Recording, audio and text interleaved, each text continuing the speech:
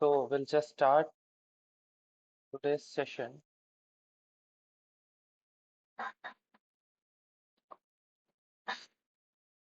with question number one. So question number one is blank is the property of the body due to which a body opposes change in its shape and size, or both, when a deforming force acts on it and does not regain its original shape and size when the external force is removed. So the options are toughness, elasticity, plasticity, and ductility. So as we know that the answer should be like some property.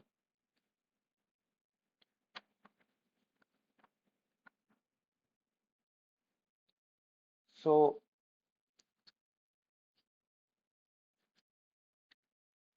should what is the property of that this kind of things? It's a plastic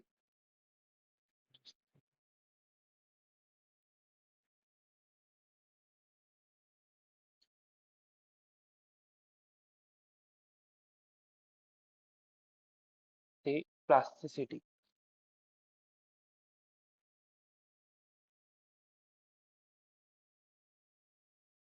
Why it's so that since the toughness also we can say that it is a it's it shows that the body opposes change, but that is a energy. It is called energy. So it's not like a property or phenomena that is like energy. And what about elasticity? In this, it won't oppose change. It will be like reversible. So elasticity won't be, and toughness also. So what is the remaining things? The ductility. Ductility is also the property, but it contains both elasticity and plasticity. So the option will be plasticity. Okay.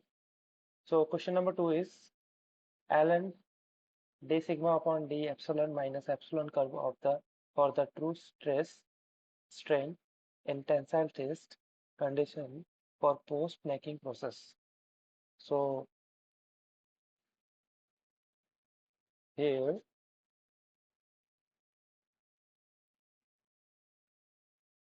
I'll just write down the stress strain curve. Suppose we have here sigma t sigma. So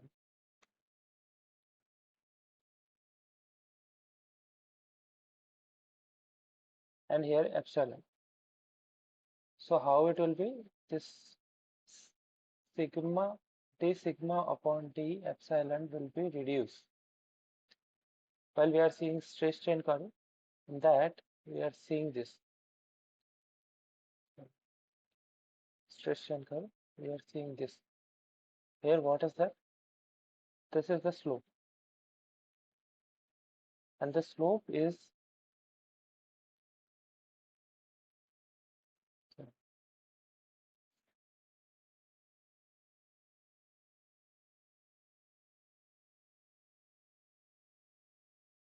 decreasing while stress is increasing, strain is increasing. So,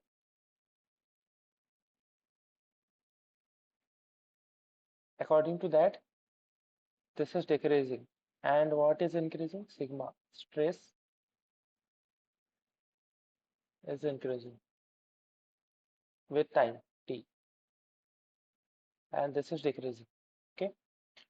So, so here we can see that the ln of this sigma uh, d sigma by d epsilon will be lesser than sigma this value. So the option number one will be the correct answer. Since this fraction shows the necking point,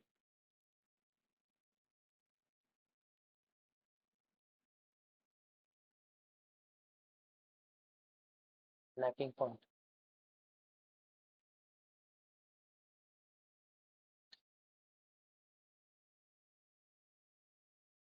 And this side lacking happens.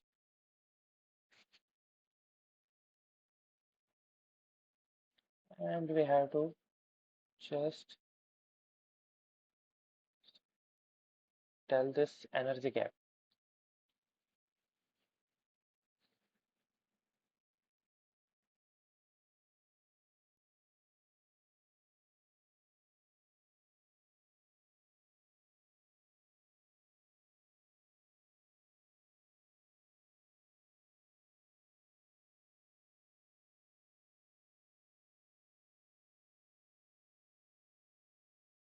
Okay.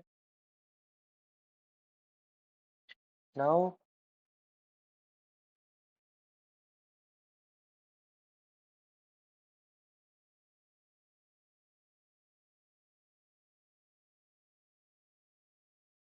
the answer will be the option one. And after that, the question number three is due to presence of Pauschinger effect, the yield stress, yield stress and tension is space, the yield stress in compression. So in tension and in compression, we have to tell the ratio. So every time we are saving here stress and strain in Boschinger's effect, it will be greater than compression. The tension in tension, it will be greater than the compression. Okay, here you can see.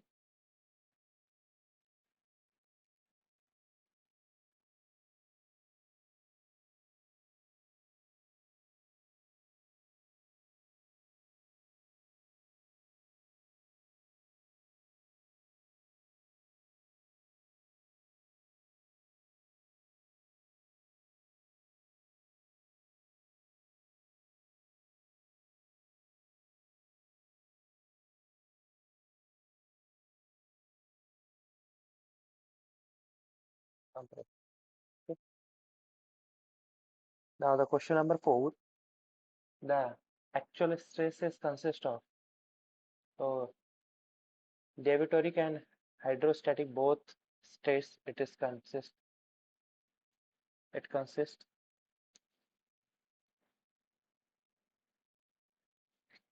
The question number five, the hydrostatic stress is not responsible for. So here the thing is hydrostatic stress is not responsible for plastic deformation. Okay. So question number five is for a plane stress condition, find the largest possible ratio of sigma 1 by K at yielding.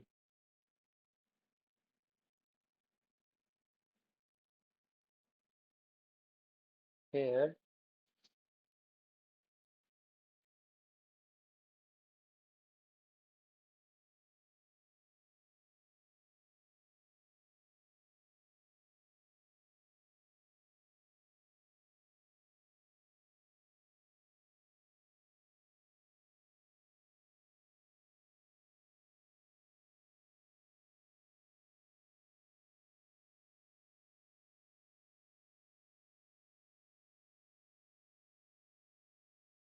okay, so here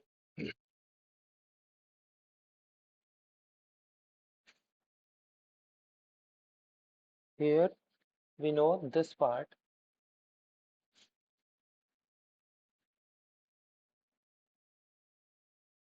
we call this part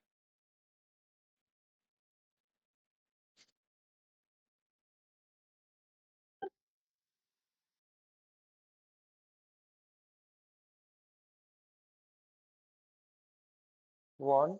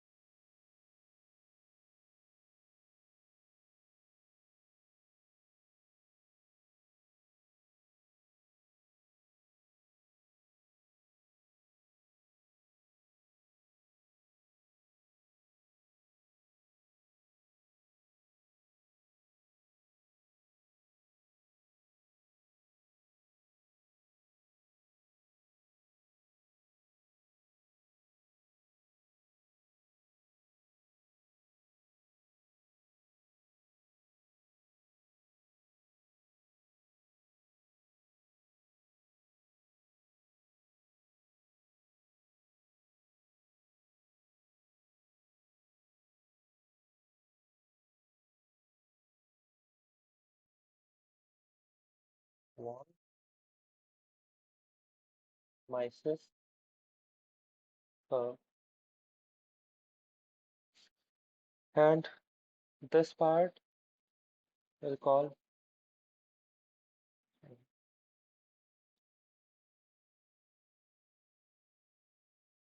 principal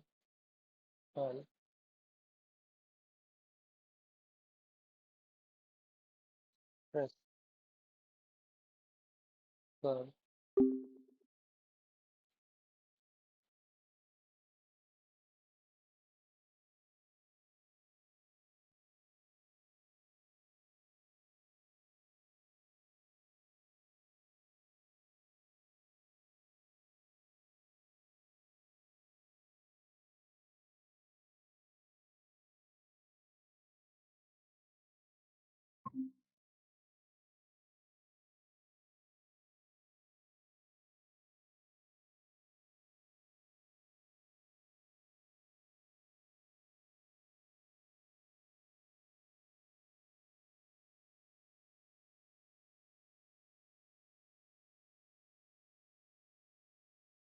Okay, so principal stress curve, and the down one is stress curve.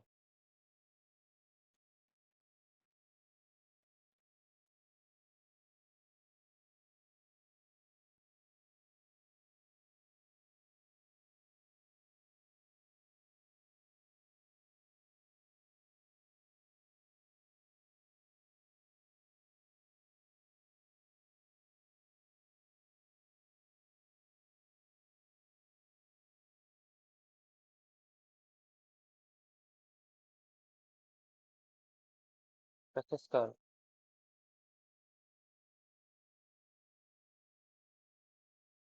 Okay, so according to the one Miser criteria, the value will be like this: 1 by 2 sigma 1 minus sigma 2 in bracket square plus sigma 2 minus sigma 3 square plus sigma 3 minus sigma 1 square is equal to k. Okay, so k is a materialistic property.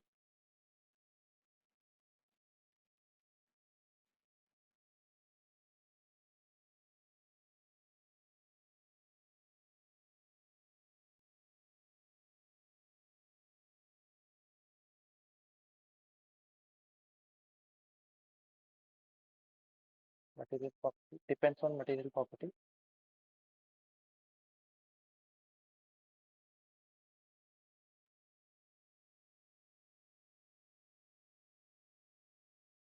Okay, and here they have written that it's for a plane stress condition, so we can take sigma 3 as a 0 since we are taking only sigma 1 and sigma 2, and for that condition the formula will reduce to sigma 1 square plus sigma 2 square minus sigma 1 sigma 2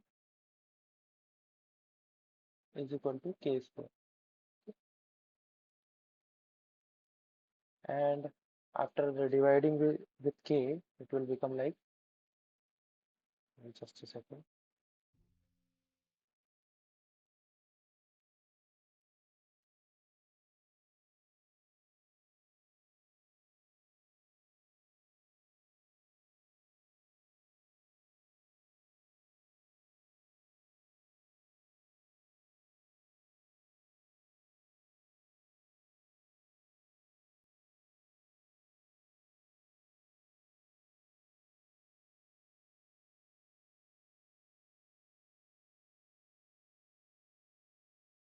Okay.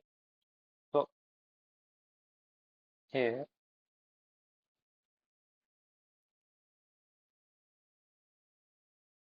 here and right,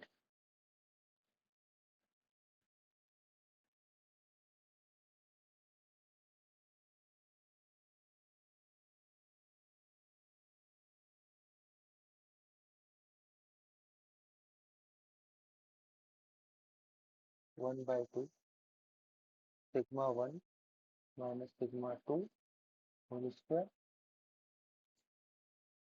plus sigma 2 minus sigma 3 whole square plus sigma 3 minus sigma 1 whole square. It will be equal to k square. Okay. So since sigma 3 will be 0 because we are taking here plane stress condition. So according to that, sigma 3 will be 0, and so this formula will reduce to k square is equal to sigma square plus sigma 1 square plus sigma 2 square minus sigma 1 sigma 2. After dividing with sigma 1 square by k, so sigma 2 by k minus sigma 1 sigma 2 by k.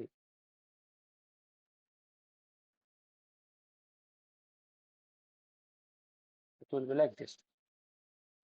Since we know the maximum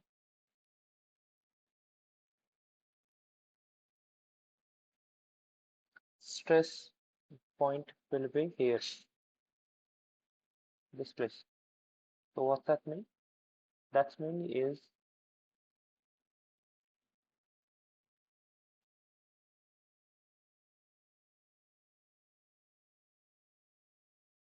that mean is it is on the half of the, that is around 0.2, and it is in half of the this value, sigma 2 by k is equal to 1 by 2. Okay, and sigma 1 by k is equal to what? It will be 1.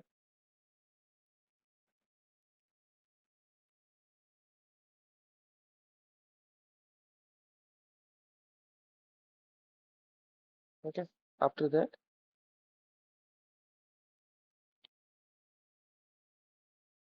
the relation between both, it will be sigma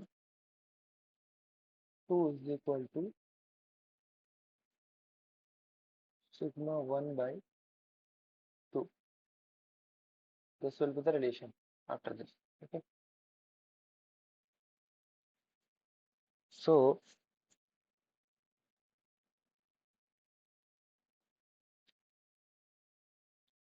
we can put our values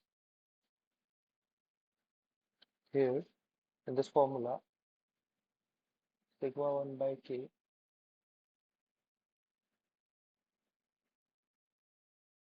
square sigma 2 by k square, sorry, that will be minus sigma 1 sigma 2 by k square is equal to 1. So we'll put the value, this value here, sigma 2 is equal to sigma 1 by 2. So sigma 1 by 2k whole square plus sigma 1 by 2k whole square minus sigma 1 sigma 1 by 2k square is equal to 1. So if we'll take the value of, take out the sigma 1 by k value, it will become like 1 minus 1 by 4, 1 plus 1 by 4 minus 1 by 2 is equal to 1. Square. So sigma 1 by sigma 2, it will become in the end 2 by root 3 will get.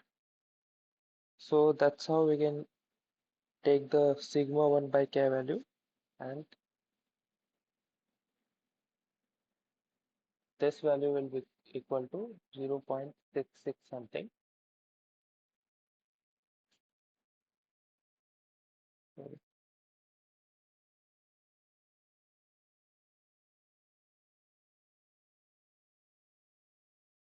I'll just calculate this value.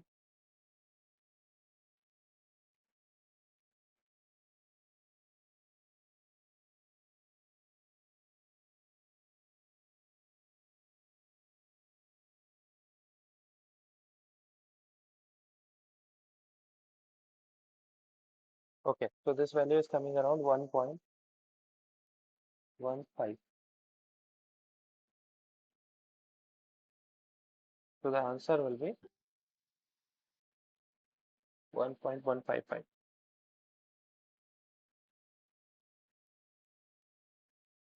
Okay. Now, question number 7. Here, find the ratio of the principal strengths that results that a yielding if the principal stresses are sigma x.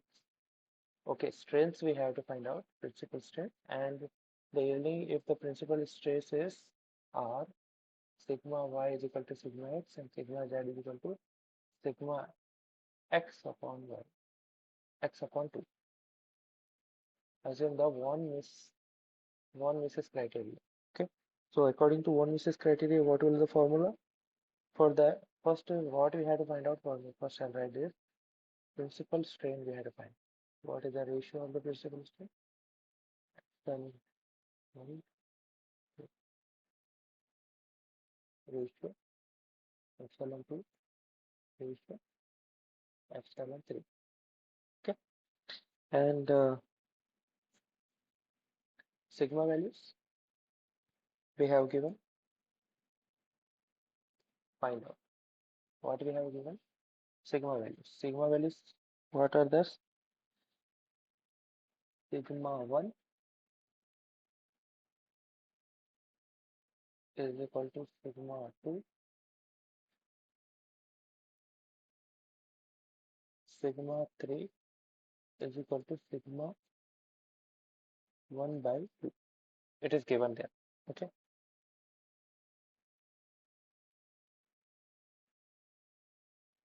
And we know that the strain, principal strain, the value will be like this. We can find out through the von Mises criteria. The formula is T epsilon by Ij equal to d lambda df upon d sigma Ij, and the f value actually how you can find out? You can find out through 1 upon 2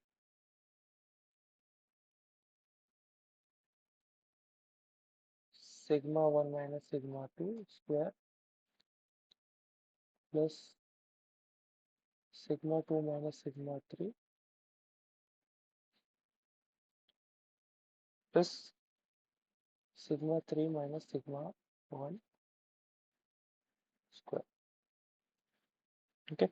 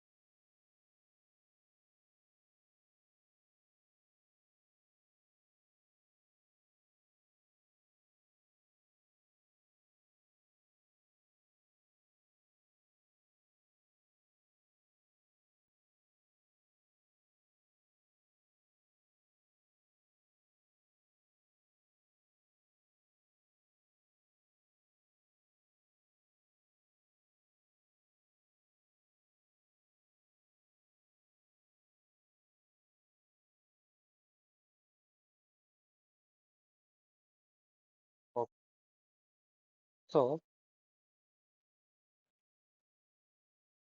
here 1 by 2 sigma 2 minus sigma 1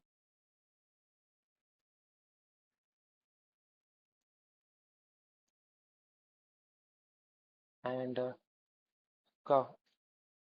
whole square of sigma 1 minus sigma 2 plus sigma 2 minus sigma 3 whole square plus sigma 3 minus sigma 1 whole square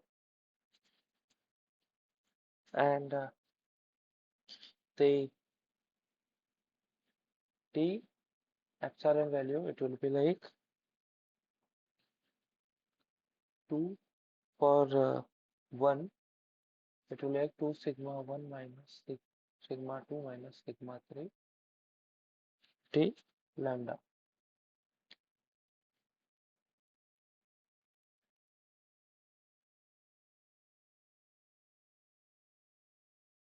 So sigma epsilon 2 it will be 2 sigma 2 minus sigma 1 minus sigma 3 t lambda and epsilon 3 for epsilon 3 it will be 2 sigma 3 minus sigma 1 minus sigma 2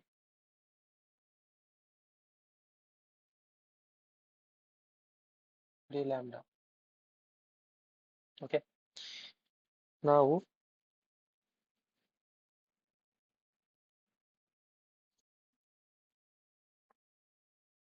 this value we can keep the value of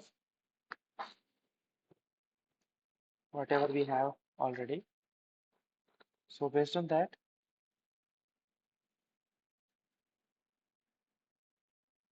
the epsilon 1 will calculate it and 2 sigma 1 we have minus, you know that whatever we have given, which is like sigma 1, sigma 2 and sigma 3 is equal to sigma 1 by 2.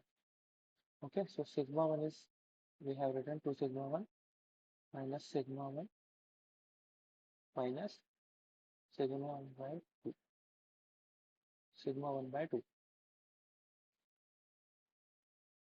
and that will, that to t lambda, lambda value. So after calculating what will be there,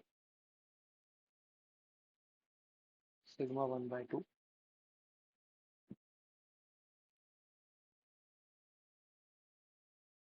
d lambda. What about the d epsilon 2?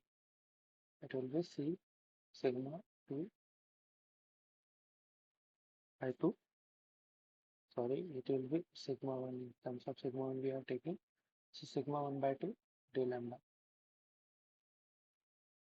And the last one is sigma 2 will be sigma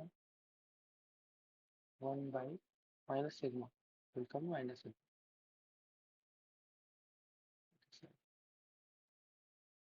Minus sigma 1 d lambda. So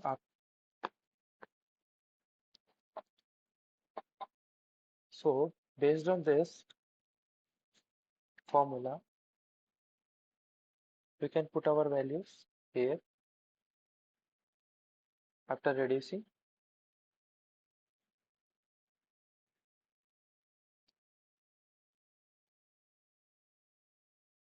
After reducing this one, we will get this formula, three formulas, and if we'll keep the values, then we'll get these values. Okay, individual. So the ratio will be E1 is equal to E2 is equal to not is equal to E1 is equal to E2 because both is equal to sigma 1 by 2. And what about the 3? It will be minus sigma 1. So we'll keep in the ratio. Then what will be the ratio for sigma 1? Sorry, epsilon 1, epsilon 2, epsilon 3. The ratio will be 1 by 2 ratio 1 by 2 ratio minus 1. So if we'll calculate this, the ratio will be 1 ratio 1. We'll just divide, multiply with 2, that is denominator. So it will become like this. So the answer will be this ratios of strain.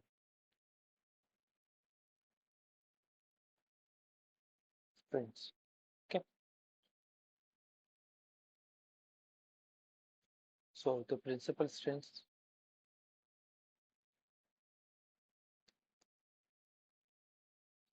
this principal strains ratio will be 1 ratio minus 2.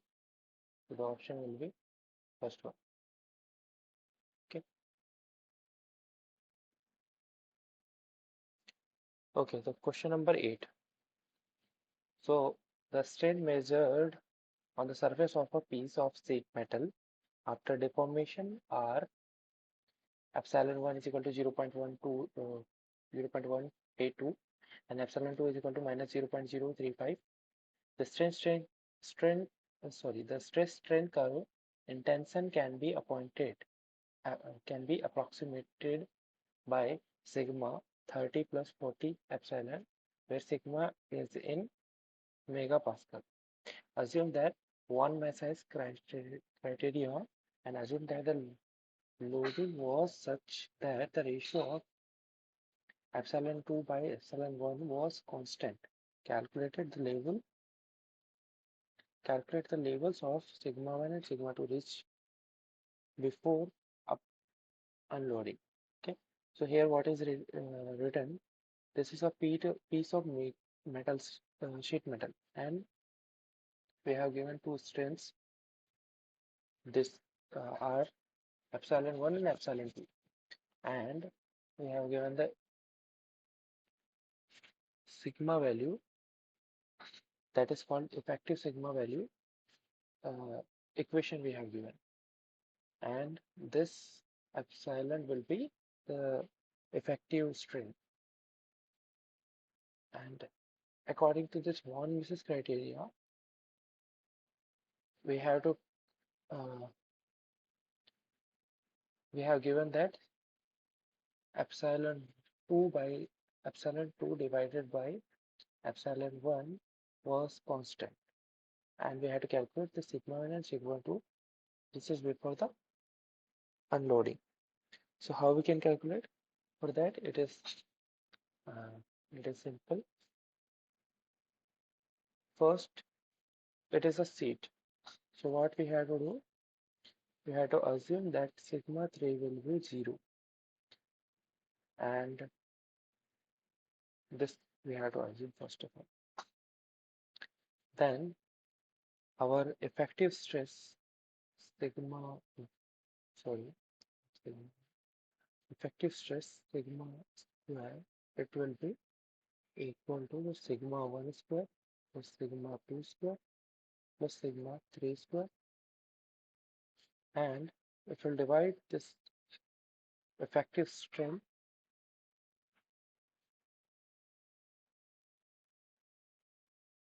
with sigma 1 square, then we get sigma.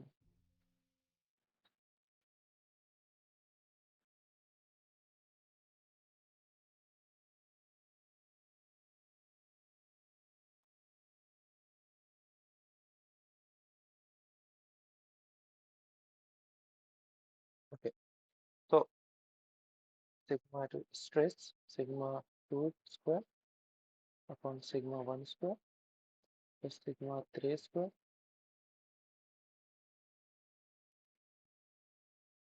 upon sigma 1 square. Okay, now here the ratio of, suppose we can take this ratio as epsilon 2 by epsilon 1, whatever is given, this we are taking beta, and the ratio of sigma 2 and sigma 1 we are taking alpha. So we just convert this equation into alpha form.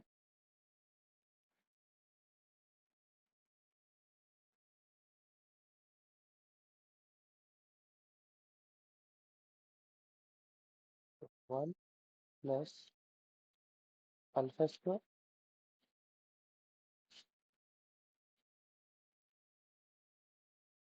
Okay, here I did mistake. Since we don't have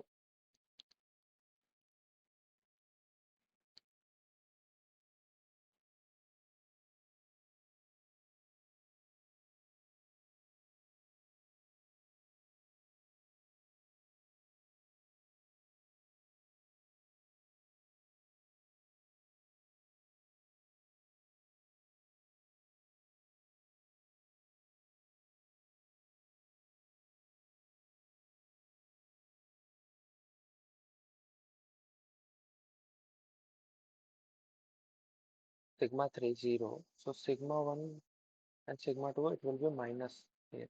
Okay, so this part won't be like this.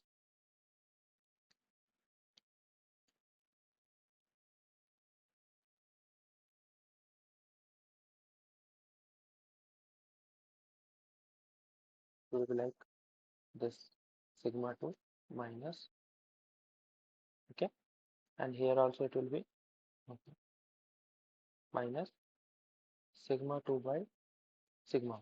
Okay, so here minus alpha, and if you'll just calculate the value of effective strain, for that the formula is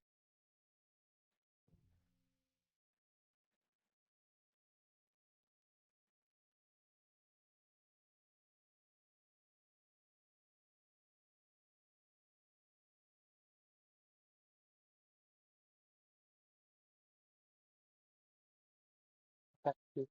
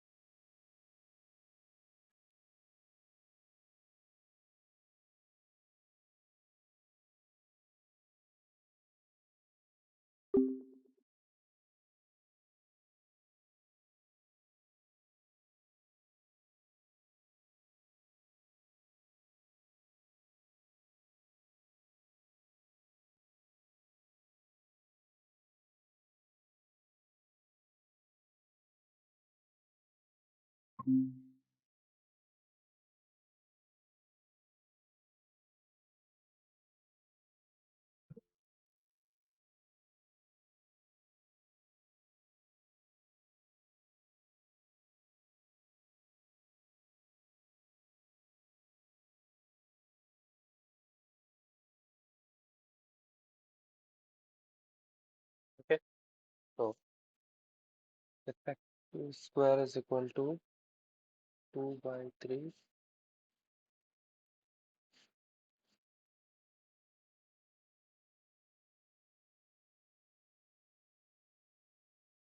P epsilon 1 square T 7 2 square D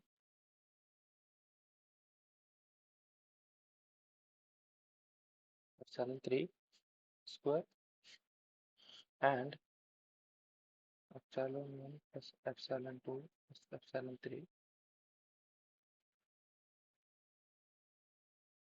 is equal to 0. Here epsilon 3, how we can find out? Since we have the value of epsilon 1 and epsilon 2, we can find out the epsilon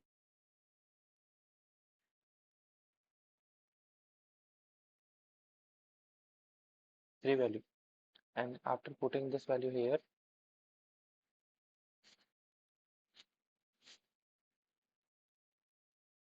in this formula,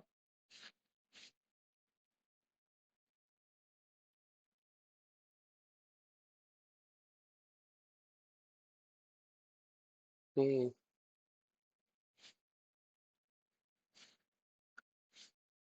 value whatever we'll get here, we can put in the our uh, effective stress formula.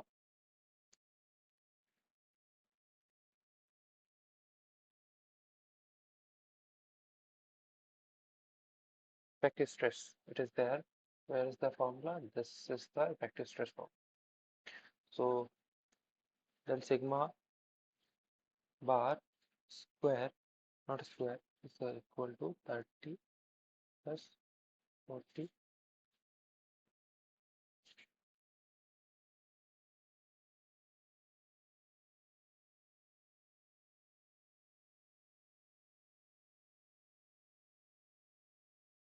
okay, and here we can put this value from here, from this equation, and we'll get the sigma bar value. After that, we need to get,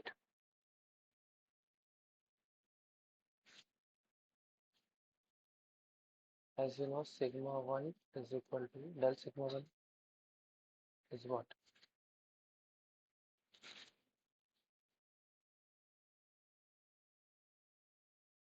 Equal to 2, sorry, del epsilon 1 is equal to, that is strain. Strain is equal to 2 sigma minus sigma 3 d lambda.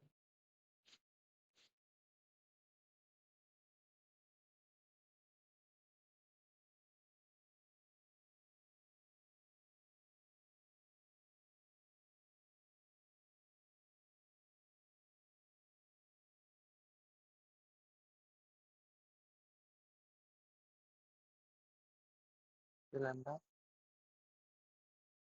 And if we'll divide these two values, then what we'll get? D epsilon 1 upon d epsilon 2 is equal to 2 sigma minus 2 sigma 2 minus sigma 1 upon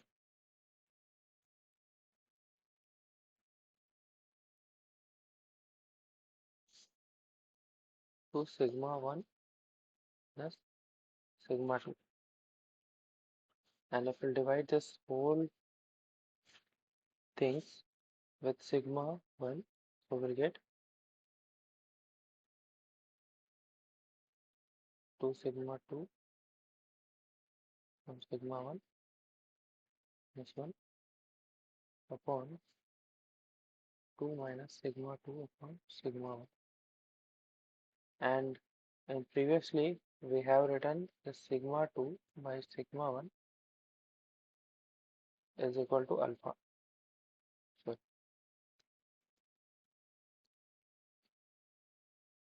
is equal to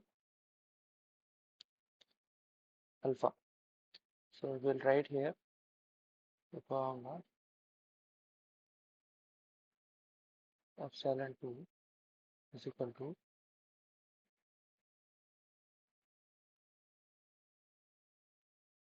so,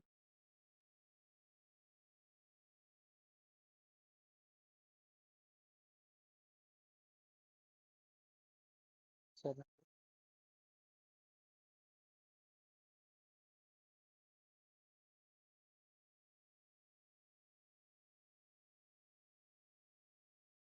here is epsilon 2 upon epsilon 1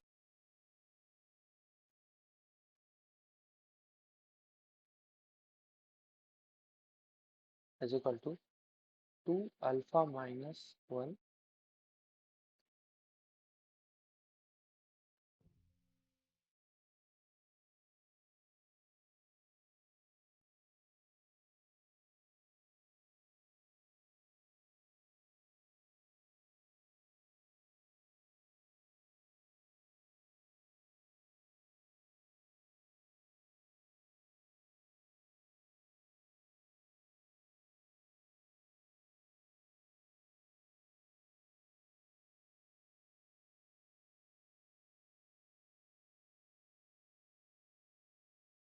what will be there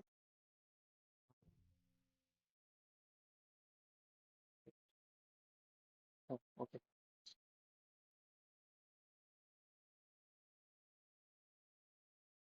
Is equal to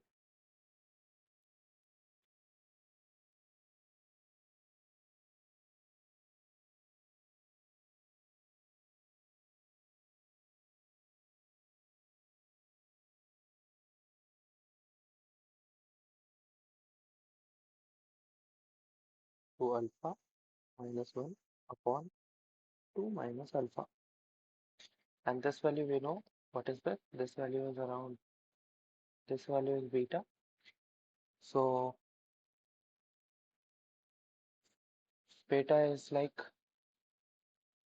epsilon 2 upon epsilon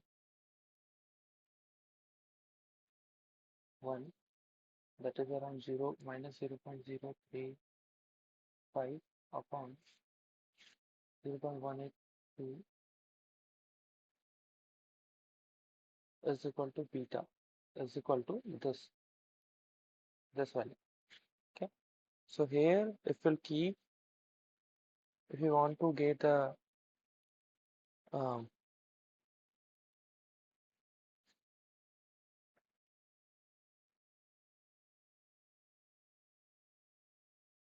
you want to get the value of sigma 1 by sigma 2, that is alpha. So we should get this sigma 1 first, and then only sigma 2. Okay, so sigma, how we can calculate this? So for that, alpha value will come around 0.3 according to previous formula, that is beta is equal to 2 alpha minus 1 minus 2 minus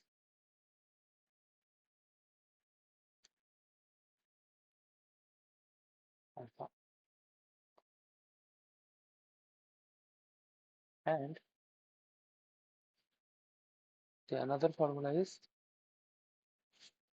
sigma bar square, that is effective stress on the sigma square is equal to 1 minus alpha square, 1 plus alpha square minus alpha. So here we can take sigma 1 square or sigma square, sigma 1 only as 1 plus alpha square minus alpha 1 by root 2 and sigma.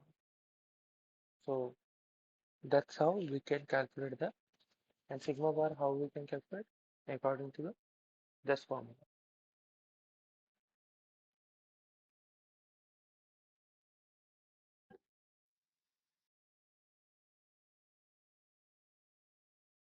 This value. Okay. So the answer will be here after calculation. You can get sigma 1 as 30.12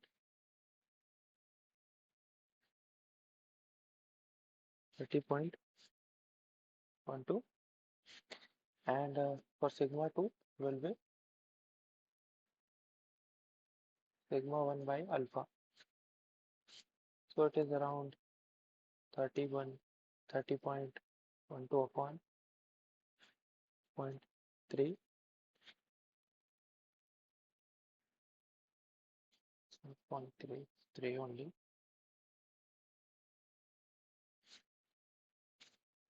It's coming around 10.85. I think it's 3 only. I have to calculate again. This.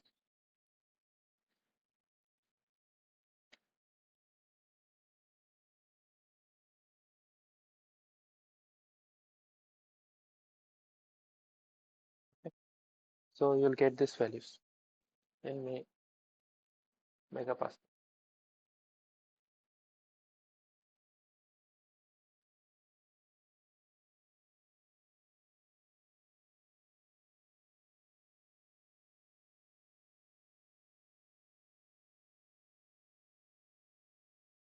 Now the question number 9. The stress strain curve of a steel is represented by sigma is equal to 1200 into epsilon to the power 0.2, where sigma is in megapascal.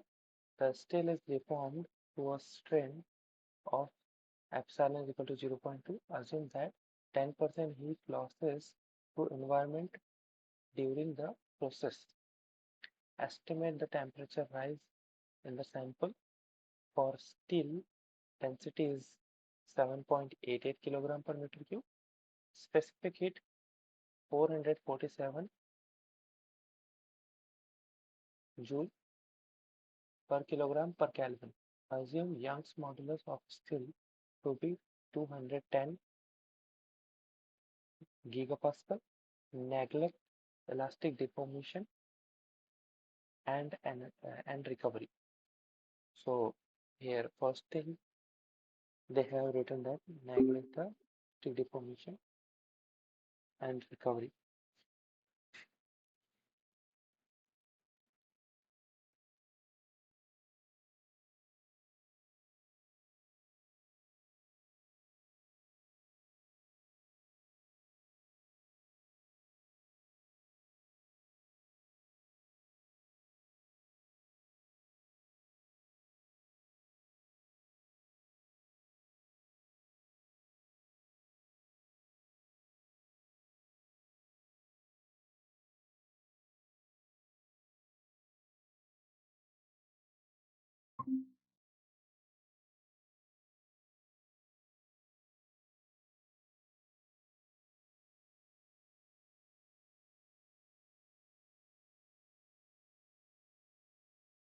Okay,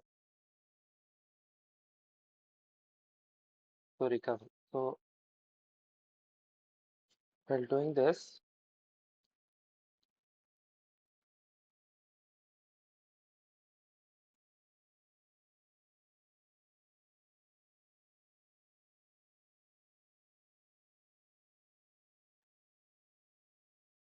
part, suppose we have this stress, strain, and this curve. So this, suppose this part is plastic region area. So we have to neglect this.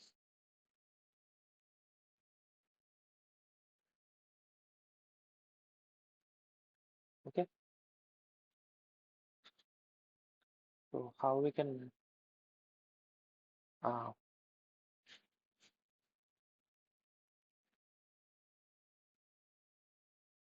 what we have to find out this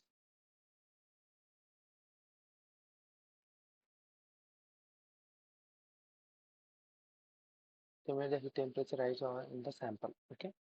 So for that, first thing what we have to do, um,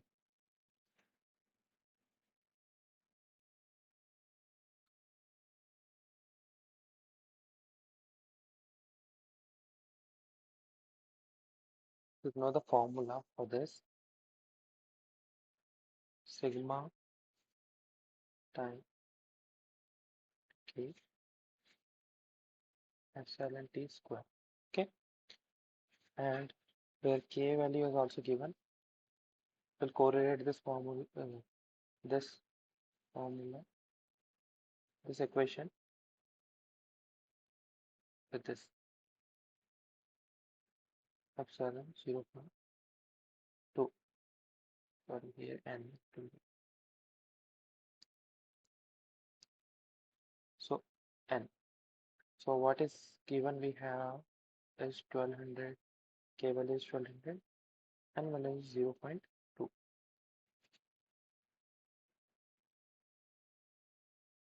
Okay, and we knew that is q heat, it will be mass Cp and Cp del T.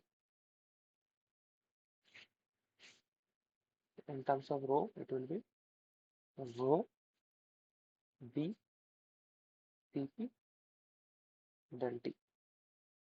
and the formula will be Q by V, whatever we have given, density and specific heat we have given.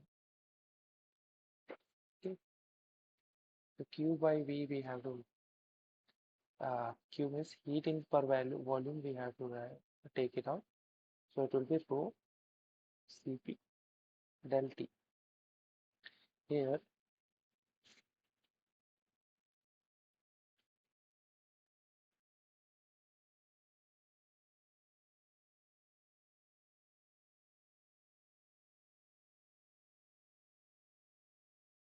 this is given as what we have given. This is given as 10% heat losses in the environment.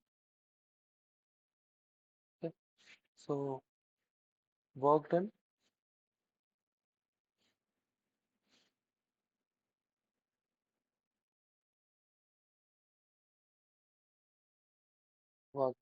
W D we can write upon volume. Volume of plastic deformation. Since there is no elastic things,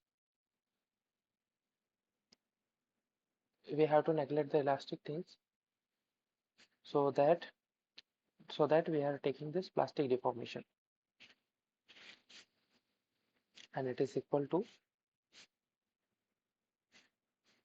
N12 into K epsilon and dt,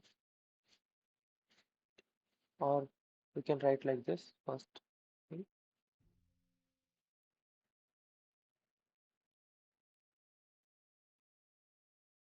We can write like epsilon 1 epsilon 2 sigma t dt, and then it will become like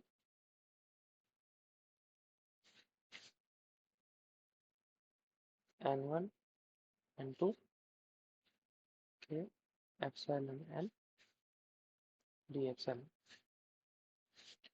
So if we'll keep the values,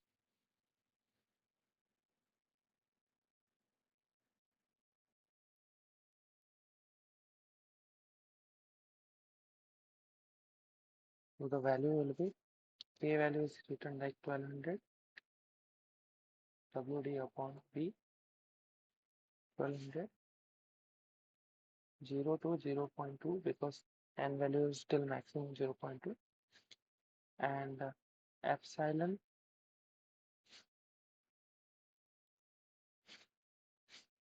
sorry and d epsilon. So after solving it will become like 1200 0 after solution, which will become epsilon n plus 1 on epsilon n plus 1 0.2. Okay, then 1200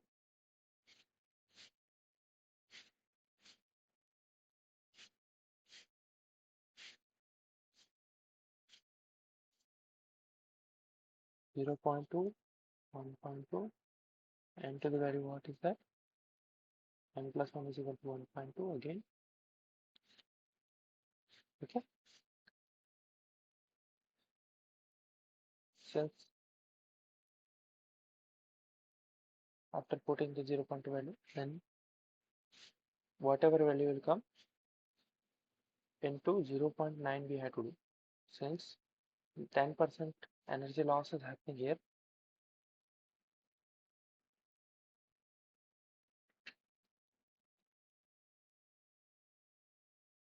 You can see here 10% heat loss is happening.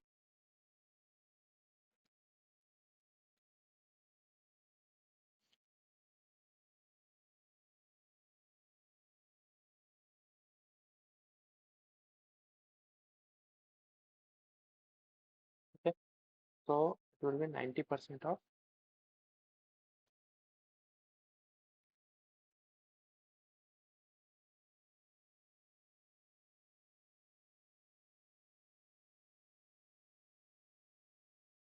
and the value is, it will come around, approximately it will come around 1.5.11.7 okay. Okay.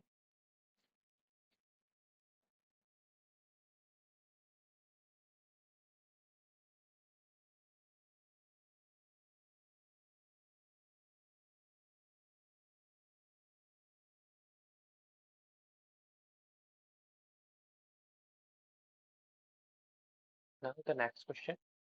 Consider straight path. Consider the straight paths A and B shown in the following figure.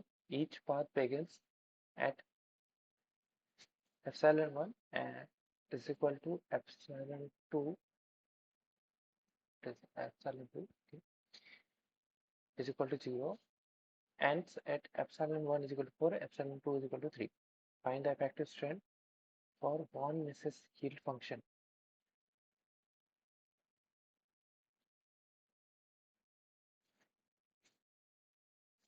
So here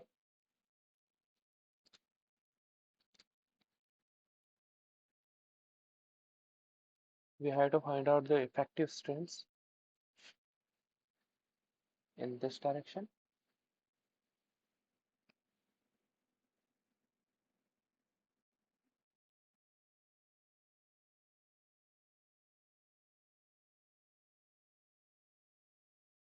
And do this and this, addition of this two till here. Okay. So how we can say how it is possible? So first of all, we'll check. We'll start from the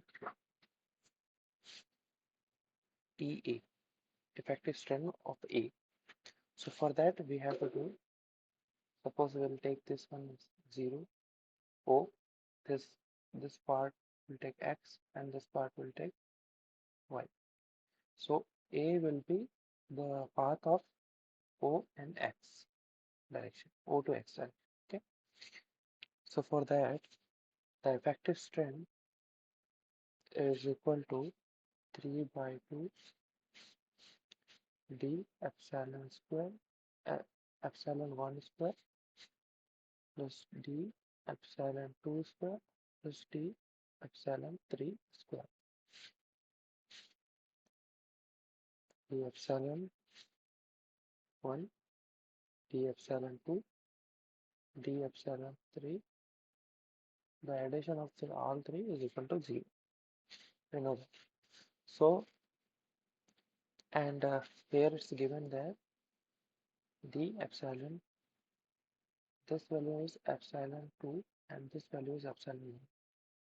Okay, here also epsilon 2 and this second value 5 is epsilon 1. Okay, so epsilon 2 divided by epsilon 1 for OA, OX path, what is that?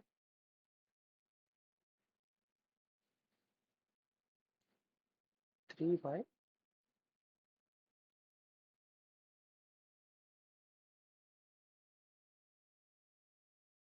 4. Okay, and we can get the value of uh, d epsilon 2 is equal to 3 by 4 d epsilon 1. Okay, then what about d epsilon 3? So if we'll put these two values, this value and this value, so we'll get the value of d epsilon 3. That will be d epsilon 3 is equal to minus d epsilon 1 minus 3 by 4 d epsilon. So it will be minus 7 by 4 d epsilon 1. If we'll put all the three values,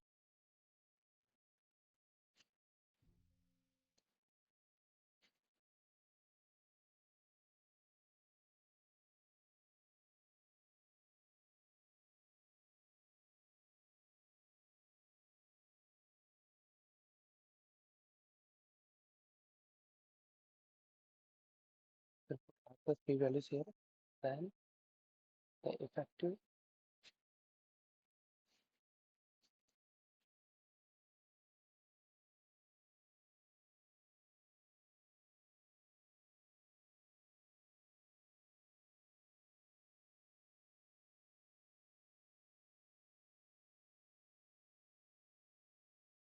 2 by 3 t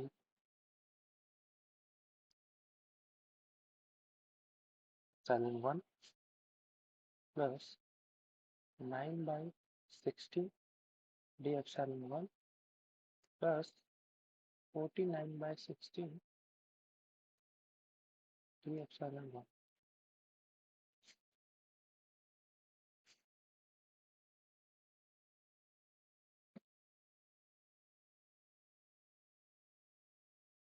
2 by 3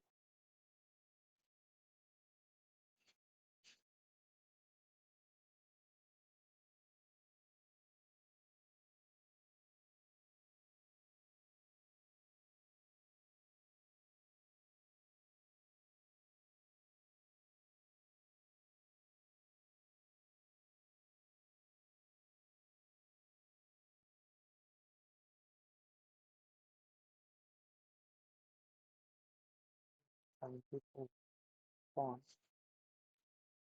2 into 60.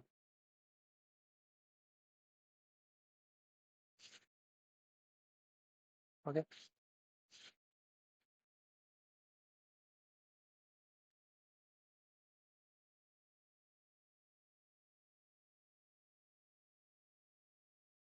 I think I forgot here. D epsilon. If we'll square, if we convert this side, then it will be under root.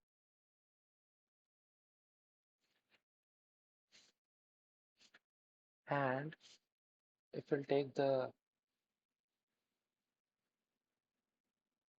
integration 0 to 4, we have to take since it is in a x-axis.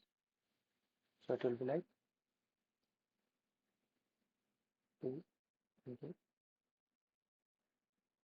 upon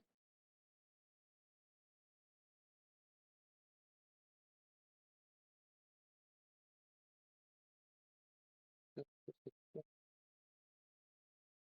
whole 1 by 2, and this will be epsilon 1 0 to 4.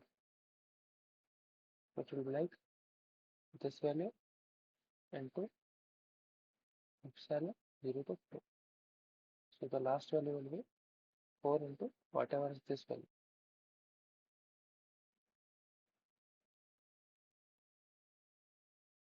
It will be the effective strength of A.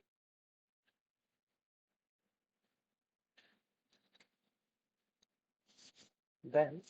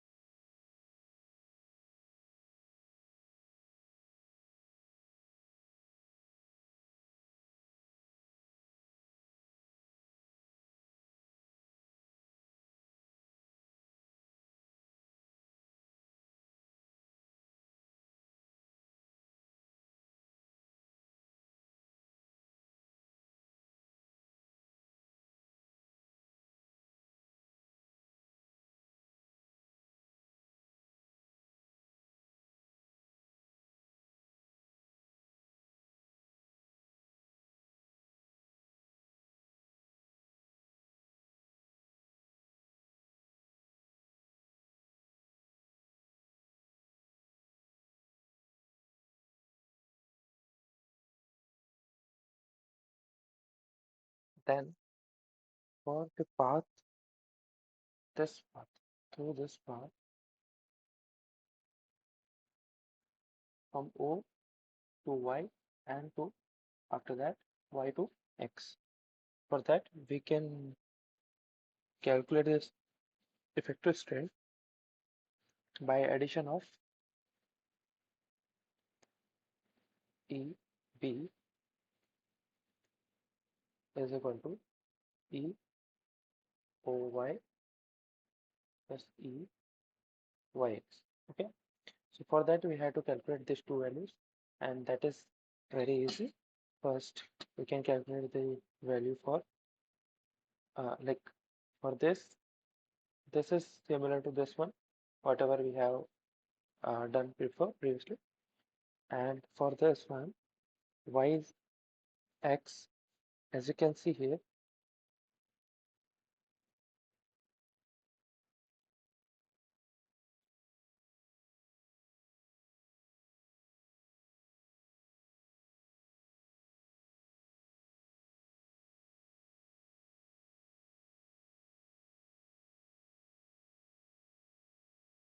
here I will write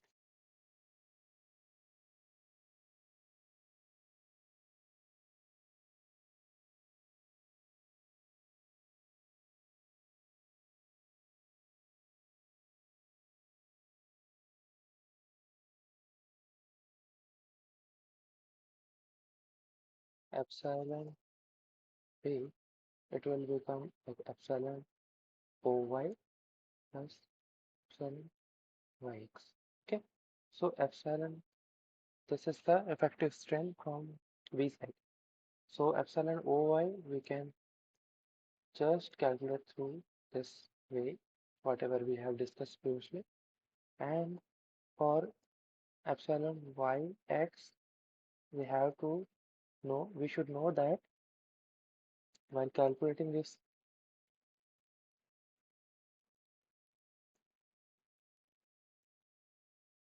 cells x, y, and z, okay,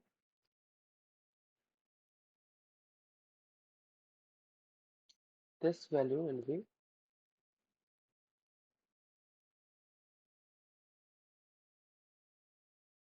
0, since because change in this value here epsilon 2, here it is 3, and another place also it is 3, this x point also it is 3. So the epsilon y is equal to 0. Now we move toward uh, the answer. This effective strain from A side, it will be 9.36 after calculation of this one, and B side it will be 24.45. Okay, so the answer will be this one. Here also the answer will be this one.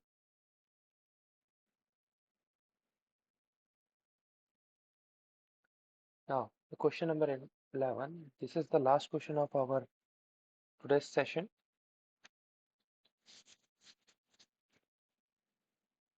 So the question is, using the data mentioned in the question number 10, find the effective strain using the Hill's criteria. Normal Hills using anisotropic ratio R is equal to 1.75 for path A.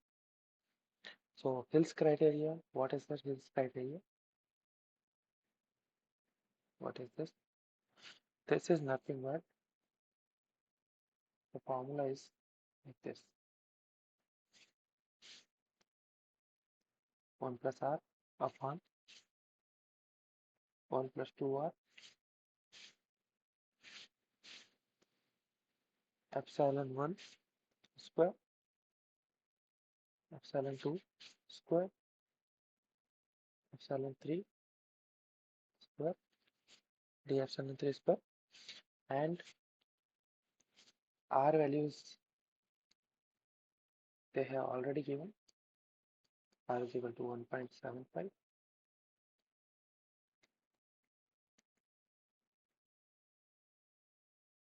And another thing is like through path A they are telling path A. So for path A, you know, epsilon 1 plus epsilon 2 plus epsilon 3 we have calculated is equal to 0. So with this help of this, we have calculated the epsilon 1, epsilon 2 and epsilon 3 values. So epsilon 1, then another one will value epsilon 2 was equal to 3 by 4 of epsilon 1, and epsilon 3 value was minus 7 by 4 of epsilon 1. So just we have to add this value and r values, then we'll get the epsilon. This uh, effective strain using Hill's criteria. That will be like 2.75 upon 2.3.5.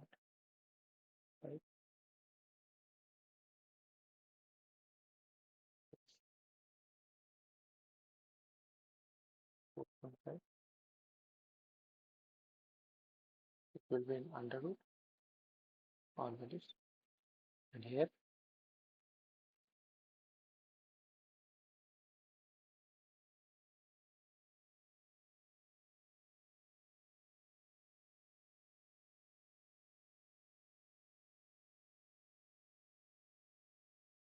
it will be 274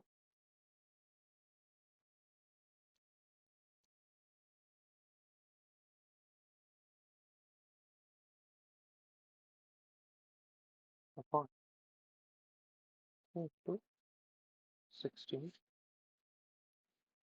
and last one is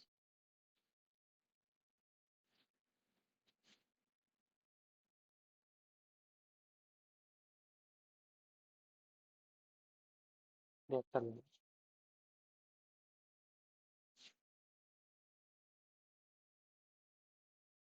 So epsilon value we could calculate. Sorry for this, won't be square. Then we can calculate the effective strain.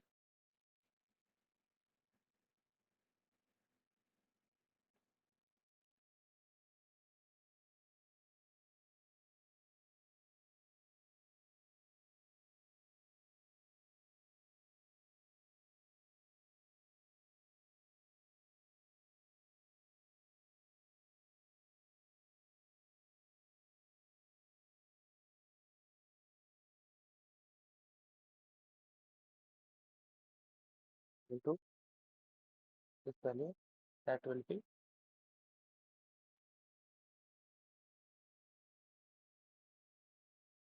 4 into 4 multiplied.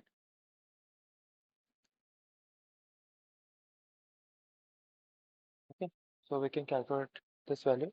The answer will be 8.22, option number 1. Okay, so here I will wind up my today's live session. If anyone having doubt, please ask me in the next session. Thank you so much for joining.